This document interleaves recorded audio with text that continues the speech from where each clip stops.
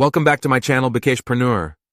क्या आप जानते हो, अभी एक अंडे के प्राइस से भी ज्यादा महंगा एक टमाटर है। अभी हर जगह पर टमाटर का भाव 140 से 160 प्रति किलो है। इसका प्राइस जिस तेजी से बढ़ रहा है, अगले कुछ दिनों में 200 तक भी इसका प्राइस बढ़ सकता है। यह एक ऐसी सब्जी है जो सारे चीज में इस्तेमाल होता है। अभी एक रोज मजदूर इसे खरीदने में असमर्थ हो रहा है। लेकिन आखिर इस साल ऐसा क्या हुआ कि इसका प्राइस इतना ज्यादा बढ़ गया? चलिए इससे समझते हैं। Let's start. मैंने पहले भी बता चुका हूं कि किसी भी चीज का प्राइस बढ़ने के पीछे एक मुख्य कारण है सप्लाई एंड डिमांड का। अगर किसी भी चीज का सप्लाई कम होगा तो उसका डिमांड बढ़ेगा, एंड अगर डिमांड बढ़ेगा तो प्राइस भी बढ़ेगा। चलिए इसे प्रैक्टिकली समझते हैं। मान लो हर साल 100 किलो टमाटर की जरूरत होती है, एंड 1 किलो का भाव 10 रुपया है, तो 100 किलो टमाटर से फार्मर्स डीलर्स 1000 रुपया वसूल करेंगे। लेकिन मान लो इस साल किसी वजह से टमाटर का प्रोडक्शन कम हो गया, एंड सिर्फ 10 किलो टमाटर प्रोडक्शन हो पाया।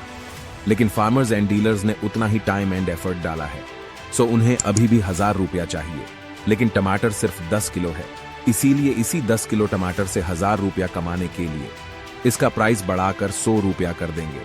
सो इसका प्राइस 10 रुपये से सीधा 100 रुपये हो जाएगा। इस साल कुछ ऐसा ही प्रोडक्शन कम होने को देखने को मिला है।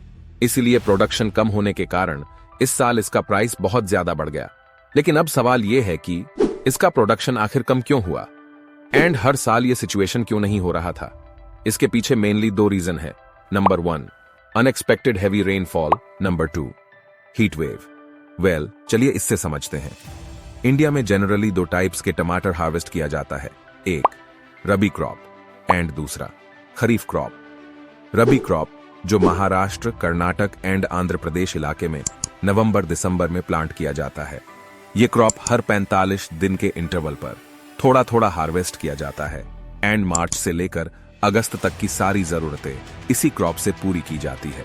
यह क्रॉप 2 फेज में होता है, पहला अप्रैल तक एंड दूसरा अगस्त तक। बट इस साल दिसंबर से मार्च के बीच अनएक्सपेक्टेड हैवी रेनफॉल के कारण क्रॉप डैमेज होने लगी।